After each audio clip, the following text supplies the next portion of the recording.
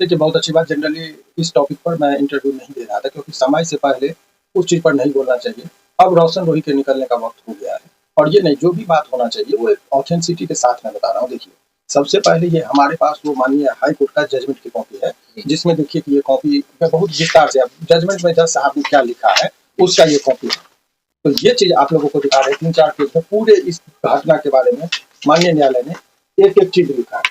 एक-एक चीज़ को जज साहब ने लिखा है कि क्या है इसमें और क्या नहीं है, तमाम तरह का चीज़ों का। अब ज़रा आपको बताना चाहते हैं, देखिए ये 21/3/2025 का सबसे लास्ट पैराग्राफ पहले पढ़ाते हैं आप लोगों को, जिसमें माननीय न्यायालय ने क्या कहा। सबसे लास्ट पारा में जज साहब ने बताया है, देखिए पैराग्राफ 9 में इंग्लिश में है, उसका हम दर्शकों के लिए हिंदी ट्रांसलेट भी कर लिए, चूँकि बहुत सारे दर्शक जो रोशन रोही को चाहने वाले हैं, वो लोग हिंदी में समझते हैं, तो हमने खुद से उसको ट्रांसलेट किया है।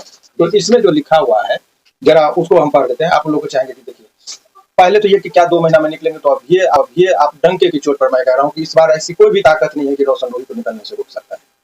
पहली बात ये। दूसरी बात है कि क्या वो डेट कब पूर्ण रहा है, तो आपको 2 महीना बोला गया था, पहले इसको पढ़ देते हैं। हाउएवर द पिटिशनर में renew his prayer for bail if the victim is not examined within a period of 2 months. If the victim is examined, the petitioner shall also be liberty to renew the prayer for bail. तो 2 महीना में यदि हो जाता तो बहुत सारी सुविधा थी। इस चीज को हम चाहेंगे कि जो इसका हिंदी रूपांतरण जो है पैराग्राफ 9 का, कि 2 महीना पे क्या बोले थे, देखिए पैराग्राफ 9 का हिंदी रूपांतरण हम चाहेंगे कि कैमरा पर इसको भी आप लीजिए। ये दोनों का इसका एग्जैक्ट हिंदी करके हमने आप लोगों के सामने रखा है ताकि आप इसको पढ़ के दर्शकों को समझा सके। तो हिंदी ये इंग्लिश रूपांतरण है पैराग्राफ 9, और इसमें क्या कहता है वो मैं आपको पढ़ लिखा गया है। तथापि यदि 2 माह के अवधि के भीतर पीड़िता का बयान दर्ज नहीं होता है तो याचिकाकर्ता का मतलब जो ये केस क्या है रोशन रोही, तो याचिकाकर्ता अपनी जमानत की प्रार्थना पुनः प्रस्तुत कर सकता है। तो यानी कि 2 महीने का टाइम दिया गया था और लिखा गया था यदि पीड़िता का बयान दर्ज हो जाता है तब भी याचिकाकर्ता को जमानत की प्रार्थना पुनः प्रस्तुत करने की स्वतंत्रता होगी। तो ये उन्होंने लिबर्टी दे दिया था कि 2 महीने के बाद चाहे वो गवाही हो, क्योंकि लास्ट में इसी पॉइंट पर इससे पहले जज साहब ने सारे चीजों को लिखा कि इसके केस के खिलाफ में इनके खिलाफ क्या क्या चीज मिला नहीं मिला, एक एक बिंदु पर। अब जरा उसको भी हम मुख्य बात जो हालांकि बहुत लंबा चौड़ा है, उतना दर्शकों को मतलब नहीं है, लेकिन कुछ बात ये मेरा नहीं कहना है ना किसी वकील साहब का, ये जो जज साहब का जजमेंट है उसके अंदर क्या क्या बातें छन के आई, ताकि सत्य देखिए, सत्य परेशान हो सकता है, पराजित नहीं हो सकता है। रोशन रोही निर्दोष था। और ये बात आप लोगों को लगता होगा कि वकील साहब इनके वकील हैं इसलिए इनकी बात को रखते हैं, तो मैं 2 बातों पर लोगों को ध्यान आकृष्ट कराना चाहूंगा। आए दिन आप उनका वीडियो देखिए, जो पीड़िता है आपको सत्य माने कहता है कि परिस्थिति बहुत कुछ बयां कर देती है, बयान ये वो।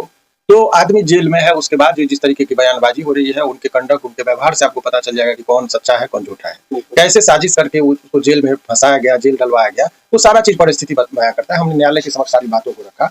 अब एज के रिगार्डिंग जो है सो, और इसमें एज के साथ साथ माननीय न्यायालय में जो बहुत महत्वपूर्ण बात आया कि शरीर पर जो है इनको कोई भी ऐसा जैसे किसी व्यक्ति के साथ शारीरिक संबंध होगा, यदि रेप करेगा तो शरीर पर मेडिकल में आता है क्या आया नहीं, सारी चीजों को जज साहब ने बहुत ही, ये the age of the victim 90 to 20 years, देखिए यहाँ पर जो लिखा है हिंदी में पढ़ के सुनाते, इसी का ट्रांसलेशन है जो पैराग्राफ में, वो हम हिंदी वाला बताते हैं। पीड़िता की आयु लगभग 19-20 वर्ष है। चिकित्सीय रिपोर्ट से इसको चाहेंगे कि पहले आप इनको दिखाइए ताकि लोगों को बीच में ये चीजें समझ में आना चाहिए कि क्या क्या हमने दिया है। वो जजमेंट की कॉपी है, इसमें उन्होंने लिखा है पीड़िता की आयु लगभग 19 से 20 साल वर्ष है और चिकित्सीय रिपोर्ट से वादी द्वारा लगाए गए आरोप की पुष्टि नहीं होती। जो मेडिकल रिपोर्ट है उसमें